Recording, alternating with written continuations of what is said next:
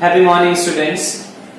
जैसे कि हमने लास्ट क्लास में मैट्रिक्स के इंट्रोडक्शन के बारे में पढ़ा है, उसके वो कैसे कंस्ट्रक्ट होती है, और थर्ड चीज हमने क्या पढ़ी है उसके कितने टाइप्स होते हैं।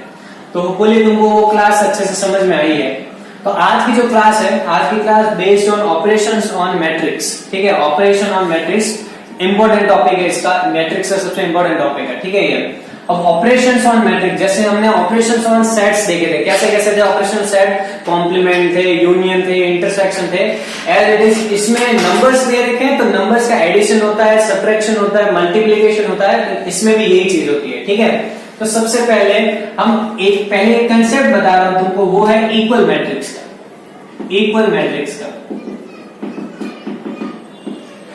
कोई भी मैट्रिक्स इक्वल कब होती है? Two matrix let A equals to B। ये दो मैट्रिक्स इक्वल तब हो जब इफ ऑल करस्पॉन्डिंग एलिमेंट्स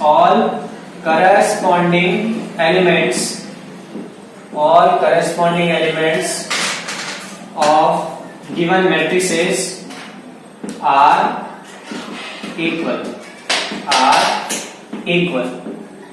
ठीक है, दो मैट्रिक्स तभी इक्वल होती है जब उसके सारे करस्पॉन्डिंग एलिमेंट्स इक्वल होते हैं। लाइक एक एग्जांपल देता हूं, जैसे इसमें वैसे तो एग्जांपल जैसे आपको बता रहा हूं, लाइक यहाँ पे एक मैट्रिक्स है A, वो दे रखी है 2 3 4 5, और एक B मैट्रिक्स दे रखी है, वो भी है 2 3 4 5।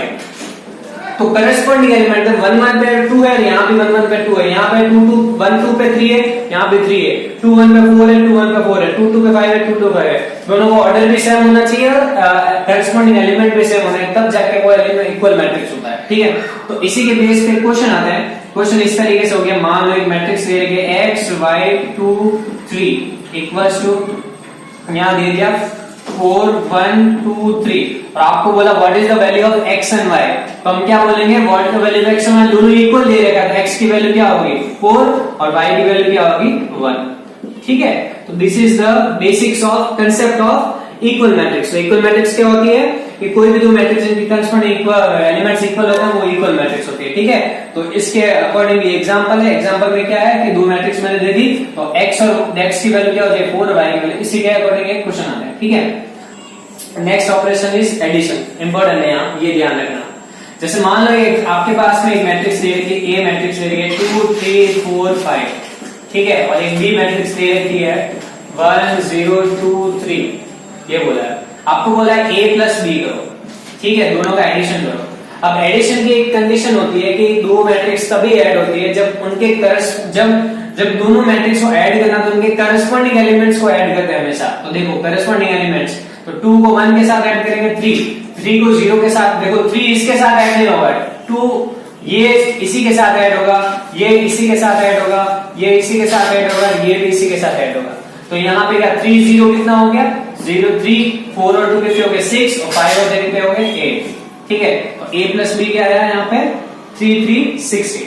ठीक है, तो एक और कंडीशन यहाँ पे ये जरूरी है कि दोनों का ऑर्डर भी सेम होना चाहिए। एडिशन में हमेशा याद रखना, दोनों का ऑर्डर सेम होगा तभी एडिशन होगा, वरना नहीं होगा। ठीक है, third one is subtraction. Subtraction क्या है, यही मैट्रिक्स लेते हैं तो A में से B को माइनस करते हैं। तो A में से B को माइनस करें तो 2 से 1 गया तो 1, 3 से 0 गया तो 3, 4 से 2 गया तो 2, और 5 से 3 गया तो 2। ठीक है, तो A में से B को माइनस कर दिया है। एज इट इज आप देखो B में से A को माइनस करें तो क्या बनता है, B में से A को माइनस करें तो 1 से 2 गया तो -1, 0 से 3 गया तो -3, 2 से 4 गया तो -2, 3 से 5 गया तो -2। ठीक है, अब सिंपल कंसेप्ट समझिए होंगे। एडिशन में क्या होता है, करस्पॉन्डिंग एलिमेंट को ऐड करते हैं, और सब्ट्रैक्शन में करस्पॉन्डिंग एलिमेंट को माइनस करते हैं। ठीक है, नॉर्मल सा ये रहता है। One is multiplication. ठीक है, ये सबसे इंपॉर्टेंट है इसका। ठीक है, उसको समझना, अच्छे से समझना। 2-3 क्वेश्चन कराऊंगा, पहले एक कंसेप्ट देखना है इसमें। सबसे पहली बात इसमें मल्टीप्लिकेशन की, देखो जैसे एडिशन और सब्ट्रैक्शन में सबसे इंपॉर्टेंट चीज ये है कि जिस मैट्रिक्स को आप ऐड कर रहे हो और सब्ट्रैक्ट कर रहे हो, उन दोनों का ऑर्डर सेम होना जरूरी है, वरना वो ऐड नहीं होगी या सब्ट्रैक्ट भी नहीं होगी। और मल्टीप्लिकेशन में सबसे पहली जरूरी है, मेन कंडीशन क्या जरूरी है, अगर यहां पे मान लो, ठीक है, अगर दो मैट्रिक्स है जैसे A and B, A into B करना है, ठीक है, ए और बी का मल्टीप्लाई करना है आपको, ए और बी का मल्टीप्लाई करना है।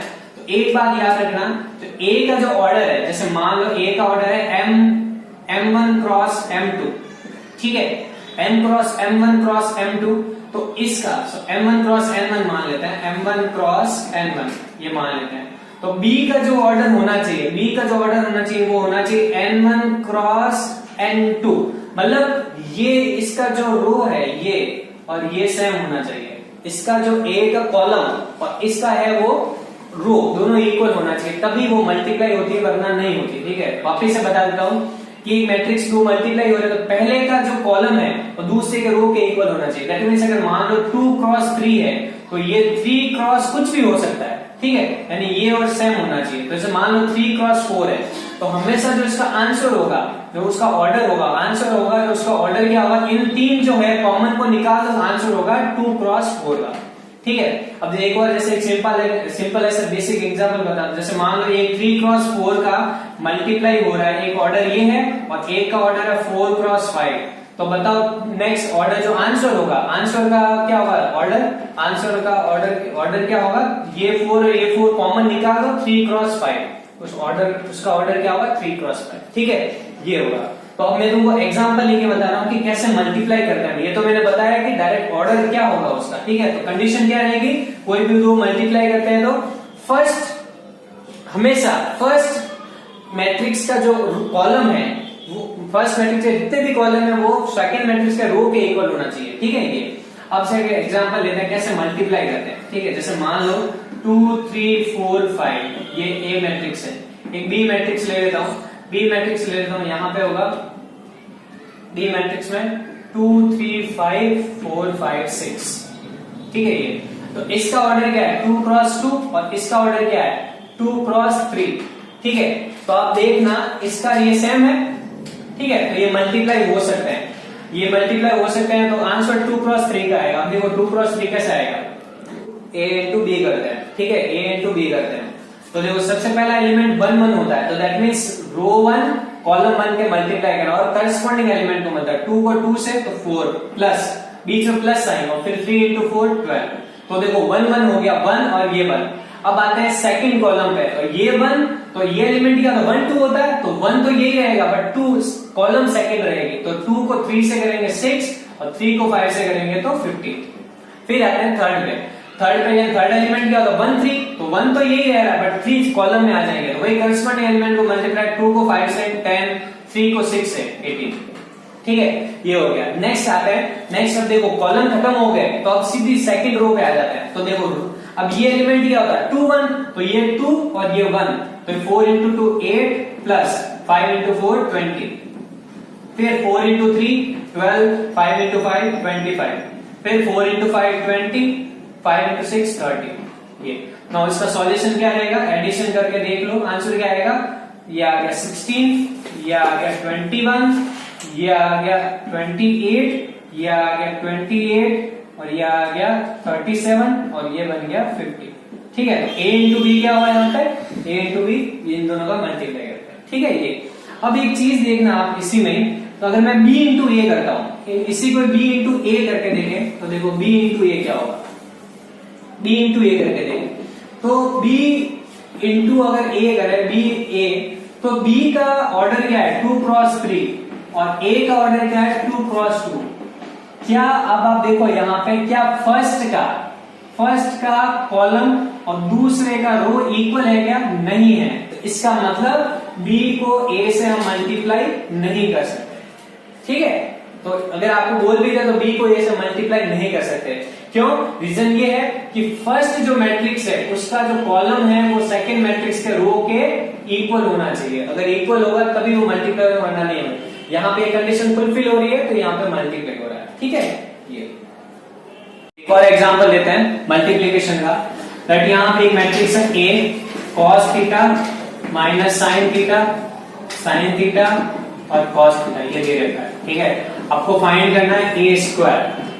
अब a स्क्वायर यहाँ पे इसका स्क्वायर नहीं करना है, a स्क्वायर का मतलब होता है मैट्रिक्स में a इंटू a को a के साथ में मल्टीप्लाई करना है, that means cos theta minus sine theta फिर cos थीटा, इसी को इसके साथ में मल्टीप्लाई करना है, cos माइनस साइन, साइन और cos, इन दोनों का मल्टीप्लीकेशन करना है। ठीक है, अब देखो भाई कैसा होगा, 1 के लिए तो 1 और 1, cos को cos है, cos स्क्वायर प्लस साइन को साइन से, अब देखो ये माइनस है तो माइनस आएगा तो माइनस साइन स्क्वायर थीटा, ये बन गया। फिर वापस 1 2 के लिए तो cos को साइन से तो minus sine theta cos theta, फिर माइनस साइन और ये minus sine theta cos theta. ठीक है, ये बन गया cos माइनस साइन cos। ठीक है, सेकंड कॉल। अब 2 1 के लिए तो 2 और 1, साइन को cos से तो साइन थीटा cos थीटा, फिर प्लस में इसको इससे करेंगे तो cos थीटा साइन थीटा, फिर इसके बाद में इसको साइन से साइन तो माइनस का साइन स्क्वायर थीटा और cos को cos है प्लस का cos स्क्वायर थीटा। ठीक है, ये अब एक चीज देखना तुम, इसका ऑर्डर क्या है 2 क्रॉस 2, इसका ऑर्डर क्या है 2 क्रॉस 2, ये गया, आंसर क्या है 2 क्रॉस 2 का आंसर आएगा। ठीक है, ये तो बताओ ए स्क्वायर इक्वल टू क्या आया, cos स्क्वायर में से sin स्क्वायर, ये फॉर्मूला है पता है तुमको, cos square minus sin square theta क्या होता है, cos 2 थीटा का फॉर्मूला है। इसमें देखो माइनस अगर मैं कॉमन ले लूं, माइनस अगर कॉमन ले लो तो ये माइनस का 2 sin थीटा cos थीटा बना, और माइनस का 2 sin थीटा cos थीटा क्या था, sin 2 थीटा का फॉर्मूला होता है ना। फिर इसके बाद में ये वापस 2 times of sin theta cos theta, तो ये हो गया प्लस का sin 2 थीटा। ठीक है, ये प्लस का sin 2 थीटा, और इसको वापस वही cos square minus sin square, ये बना, ये cos 2 थीटा। तो इसका मतलब आपको a स्क्वायर क्या आया, cos 2 theta minus sin 2 theta, sin 2 theta और cos 2 थीटा। ठीक है, so here is fifth operation, transpose of matrix.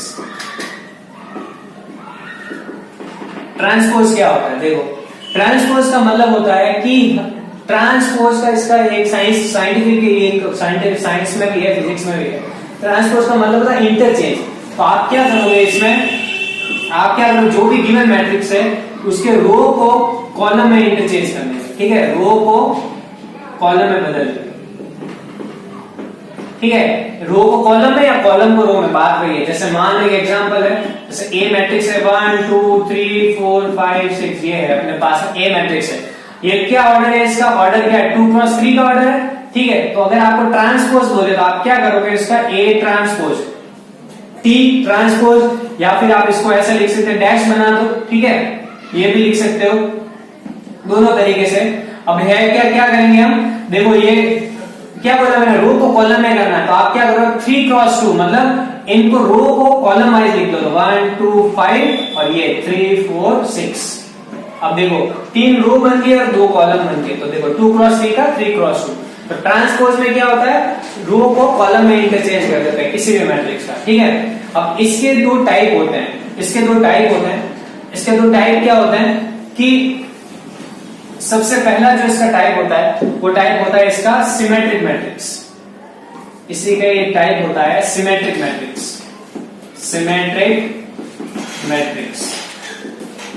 Symmetric matrix की कंडीशन क्या होती है, सिमेट्रिक मैट्रिक्स में क्या होता है, जब आप किसी भी गिवन मैट्रिक्स का ट्रांसपोज करते हो और ट्रांसपोज करने के बाद में वही मैट्रिक्स आ जाती है वापस, that means transpose of A equals to that matrix itself. ठीक है, वही हो जाती है, तब उस मैट्रिक्स को हम बोलते हैं सिमेट्रिक मैट्रिक्स। ठीक है, एक सिंपल सा एग्जांपल बोलता हूं, जैसे मान लो एग्जांपल एक मैट्रिक्स है मेरे पास में, एक मैट्रिक्स है मेरे पास में 2 0 0 2।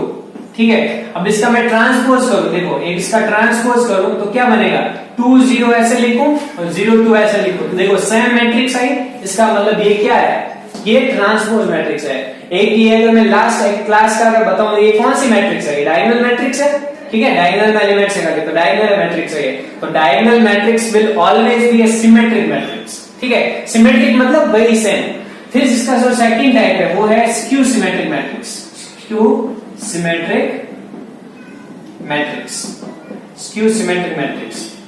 सिमेट्रिक मैट्रिक्स में क्या होता है, आप जब मैट्रिक्स जो गिवन है उसका ट्रांसपोज करो और उस पहले वाले मैट्रिक्स का नेगेटिव मिल जाए, ठीक है, तो अब उसको बोलते हैं स्क्यू सिमेट्रिक मैट्रिक्स। एक सिंपल सा एग्जांपल बताता हूं, जैसे मान लो एक मैट्रिक्स है, उसके 0 -2 2 0, ये मैट्रिक्स देखते हैं, इसका ट्रांसपोज करो तो क्या बनता है, देखो इसका ट्रांसपोज 0 -2 2 और 0, ये बना।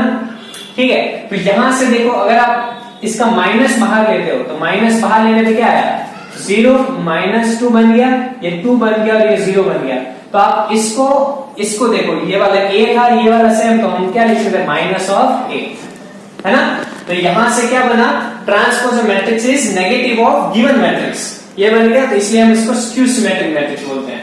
तो एक सिंपल सा क्या पता चला कि जब भी मैट्रिक्स का ट्रांसपोज करे और वही मैट्रिक्स आ जाए तब उसको क्या बोलते हैं, सिमेट्रिक मैट्रिक्स। और जब मैट्रिक्स का ट्रांसपोज करे उसका नेगेटिव मिले तो वो स्क्यू सिमेट्रिक मैट्रिक्स, ठीक है। ये स्क्यू सिमेट्रिक मैट्रिक्स ये होता है।